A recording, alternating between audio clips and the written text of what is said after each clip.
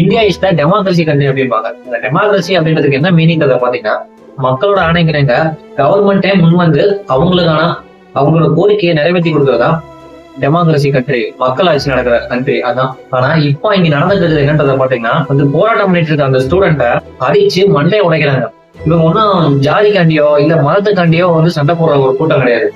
எல்லாரும் பாத்தீங்கன்னா படிச்ச பட்டதாரிகள், படிச்சுட்டு இருக்கிற ஸ்டூடெண்ட் எல்லாருமே வந்து தான் இறங்கி போராட்டம் பண்றாங்க. அதுவும் எதுக்காண்டி போராட்டம் பண்றாங்க? நல்ல சரியான முறையான எஜுகேஷன் வேணும். கவர்மெண்ட் பண்ண தப்புனால ஸ்டூடெண்ட் எதுக்கு பலியாடாகணும்?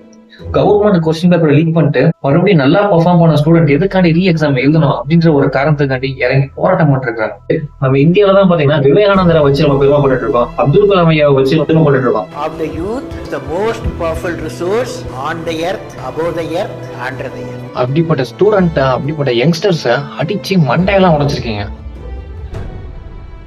அது எஜுகேஷன் மினிஸ்டரை சேஞ்ச் பண்றது ரொம்ப பெரிய பிரச்சனை, ப்ராப்ளம்ஸ் எல்லாம் கிரியேட் பண்ணும் அப்படின்ட்டு இருந்தாலும், ஆனா எனக்கு என்னமோ இதோட பெரிய ப்ராப்ளத்தை வந்து இது கிரியேட் பண்ணாது அப்படின்ட்டு நான் நினைக்கிறேன்.